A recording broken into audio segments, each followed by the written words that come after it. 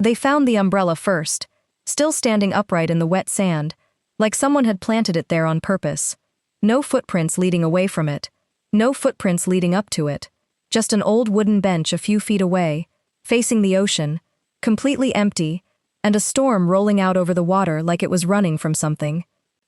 My aunt disappeared from that beach 31 years ago, and 3 weeks ago, on that exact same stretch of sand, after an identical storm passed through, someone found her umbrella, the same one, still intact, like no time had passed at all.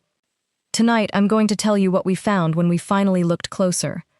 Before I go on, if mysteries like this keep you up at night, if you love stories where the past refuses to stay buried, hit that subscribe button right now, because this channel is where those stories live. Comment below the second something gives you chills. I want to know exactly where this story grabs you. And if it does, share it. Someone out there needs a reminder tonight that some storms don't just take things, they give them back. All right, let's go to the beach. My name is Clara Whitfield, and my family has a complicated relationship with a small stretch of coastline called Morro Bay. It's not much of a town, a lighthouse at the far end of the shore, a handful of weathered houses along the bluff, and a beach that locals have quietly avoided after dark for over 3 decades. My great-aunt, Eleanor Whitfield, was 34 years old the night she vanished. She was known around town as someone a little different, not troubled, not strange, exactly, just deeply, almost hauntingly connected to the ocean. She'd walk down to that same bench every evening, storm or clear sky, and just sit, watching the water like she was waiting for someone.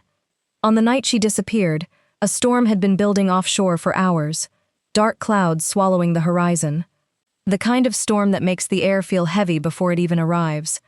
Witnesses said she walked down to the beach around dusk, umbrella in hand, and sat on that bench just like she always did. She was never seen again. When the storm cleared the next morning, a fisherman named Walter Combs found her umbrella standing upright in the sand, exactly like it had been placed there deliberately, not blown over, not damaged, just standing, waiting, no footprints leading to the water. No signs of struggle, no trace of Eleanor anywhere along that beach. The police searched for weeks. Divers combed the shoreline. Nothing. Eventually, the case went cold, the way most impossible things do when a small town doesn't have the resources, or the courage, to keep asking questions. My grandmother, Eleanor's younger sister, never spoke about that night, not once in 31 years. The only thing she ever said, every single time a storm rolled through Morro Bay for the rest of her life, was this: "The bay doesn't take people, Clara. It borrows them." I always thought it was grief talking. I was wrong. If you're already getting chills, drop a message in the comments right now, because what happened 3 weeks ago is about to change everything this family thought they understood about that night. 3 weeks ago, I got a call from my cousin Peter, who still lives near Morro Bay. His voice was shaking. "Clara," he said, "you need to come down here. They found it. They found the umbrella." I remember laughing, thinking it had to be some kind of mistake. Umbrellas don't survive 31 years exposed to salt water and storms. They fall apart, they rust, they vanish. But Peter sent me a photo, and my stomach dropped straight through the floor. It was the same umbrella, the same faded navy fabric, the same brass handle with the small engraved EW that my great-grandfather had put on it as a gift decades ago, standing upright, in the exact same spot on that beach, like the tide itself had reached back through time and set it back down. I drove to Morro Bay that same night. When I arrived, the storm that had apparently uncovered the umbrella was just beginning to break the sky, splitting open in gold and amber light behind the retreating clouds, the way it does right after the worst of a storm finally lets go. I stood at that same bench Eleanor used to sit on, staring out at the water, and Peter told me the rest of what the town hadn't dared say out loud yet. 3 fishermen, separately, over the past 2 weeks, had reported strange things near that same stretch of coastline. A silhouette sitting on the bench late at night, gone the moment anyone got close. A woman's voice carried faintly on the wind during storms, though no words anyone could make out. And the lighthouse keeper, an elderly man named Samuel Reyes who'd worked that post for over 40 years, told Peter something that made the hair on my arms stand up. He said storms had been rolling through Marrow Bay in an unusual pattern for the past month. The exact same pattern, the exact same intensity, on the exact same dates, as the storms recorded in old newspaper archives from the week Eleanor disappeared. 31 years apart.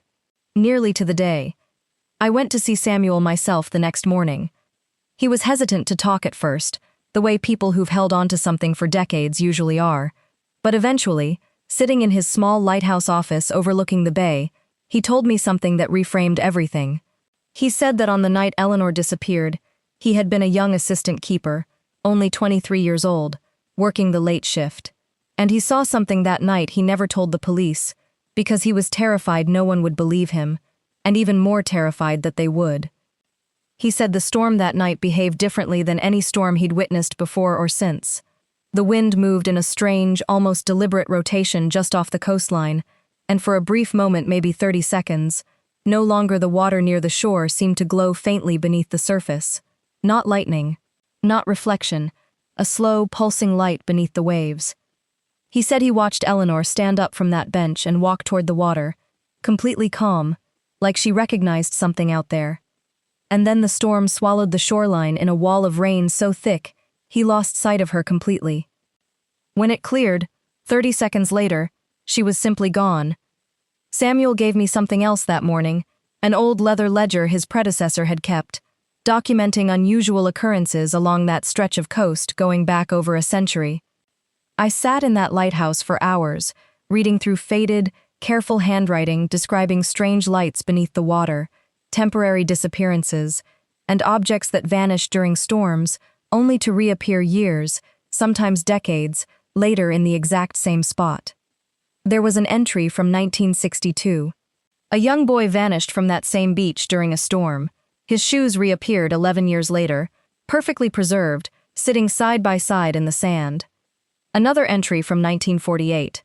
A fisherman's coat vanished during a storm and resurfaced 19 years later, folded neatly on that same bench. The ledger called it, simply, the return pattern. Objects and apparently, on rare occasions, people taken during specific storms along this stretch of coast, seemingly held somewhere beyond understanding, only to resurface decades later, like time had simply paused around them. My grandmother's words echoed in my head. The bay doesn't take people, it borrows them.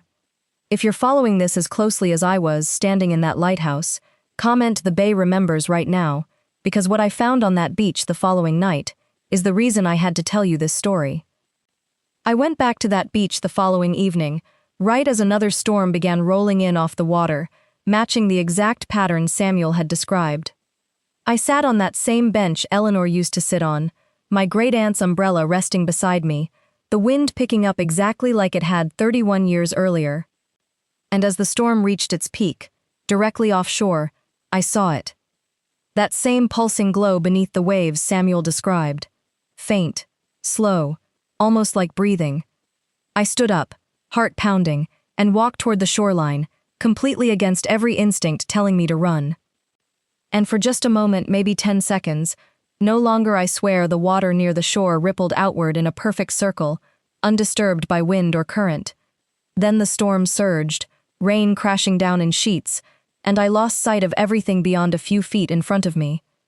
When it cleared 30 seconds later, I was alone again.